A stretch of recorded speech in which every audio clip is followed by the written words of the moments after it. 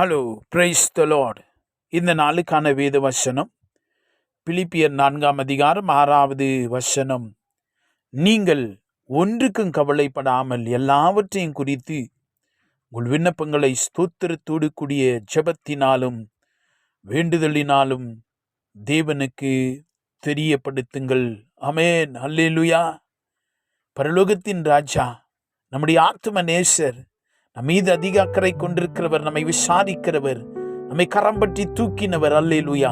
இரத்தத்தினாலே கழுவி நம்மை பரிசுத்தமாக்கி நம்முடைய காயங்களை கட்டி வார்த்தையினால் நம்மை தேற்றி புது எண்ணெயினால் அபிஷேகித்தவர், நம்மோடு கூட வாசமாயிருக்கிறவர், நம்முடைய ஆவியிலே தங்கி இருக்கிறவர், தேற்றவாளனாகிய கர்த்தர் திரியேக தேவன் நம்மை பார்த்து சொல்லுகிறது என்ன தெரியுமா?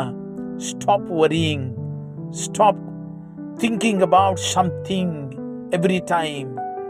Over thinking. ஒரு சிலரெல்லாம் ஓவர் திங்கிங் பண்ணுவாங்க. நாளைக்கு கவலை, நாளன்னைக்கு கவலை, அடுத்த வாரம் கவலை, அடுத்த மாதம் கவலை.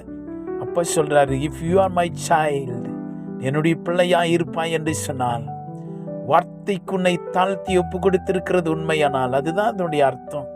If you believe, if you truly love God, நீங்கள் உண்மையாக நேசிக்கிறவங்களா இருந்தா, if you feel that the God is real, if you feel the touch of your savior in your spirit, உங்களுடைய ஆவியில அந்த ரட்சகர் உங்களை தொடராருன்னு உங்களுக்கு தெரிஞ்சிச்சுன்னா, நீங்க ஜஸ்ட் ஒரு டிஷ்யூ பேப்பரை தூக்கி போடுற மாதிரி கவலைகளை தூக்கி போடுவீர்கள்.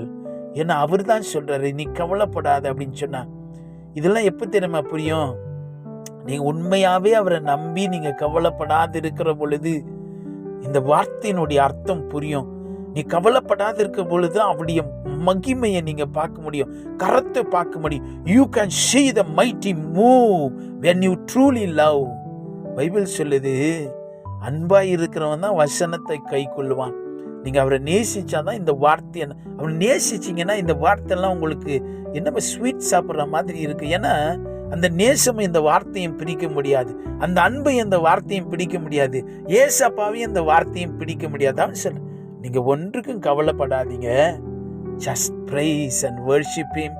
அவரை துதிச்சுக்கிட்டே இருங்க. உங்களுடைய விண்ணப்பங்களையும் ஸ்தோத்திரத்தோடு கூட எல்லா ஜபத்தினால வேண்டுதலினாலும் தேவனுக்கு தெரியப்படுத்துங்க.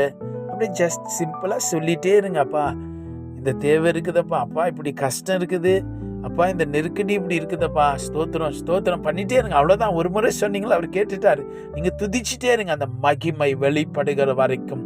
Still you say in your eyes, praise பண்ணிட்டே இரு. Still you say that things are changing, praise பண்ணிட்டே இரு. Still you see that disease getting out, praise பண்ணிட்டே இரு. ஸ்தோத்திரம் பண்ணிட்டே இருங்க, துதிச்சுட்டே இருங்க. கட்டுங்க உடையட்டும், வியாதிகள் உடையட்டும், நிலைமைகள் மாறட்டும். அல்லேலூயா. அற்புதம் கண்ணுல பார்க்குறவங்க துதிச்சுட்டே இருக்கு, பிரைஸ் பண்ணிட்டே இரு, சொல்லிக்கிட்டே இரு. அவர் ஜீவனுள்ள தேவன், நம்முடைய தேவன் பரலோகத்தில் இருக்கிறார். அங்கிருந்து தமக்கு சித்தமான யாவையும் செய்கிறார். அல்லேலூயா. பிதாவாகிய தேவனுடைய பக்கத்துல குமாரனாகிய இயேசு, அவர் சொன்னார், நான் உங்களை தனியா விட்டு போக விரும்பல, தேற்றவாளனாகிய பரிசுத்த ஆவியானவரை நான் உங்களுக்கு கொடுக்கிறேன்னு சொல்லி உங்க கூட நம்ம கூடவே அவர் விட்டு போயிருக்கிறார். அல்லேலூயா. கவலைப்படாதீங்க, அவர் மேல அன்பு கூற ஆரம்பியுங்கள். ஜெபிக்கலாமா? அன்பின் தேவனே, உமக்கு ஸ்தோத்திரம். மகா பெரிய தெய்வக்காய் ஸ்தோத்திரம். எங்களுக்கு பாராட்டின எல்லா தெய்வக்காய் நன்றி சொல்லுகிறோம்.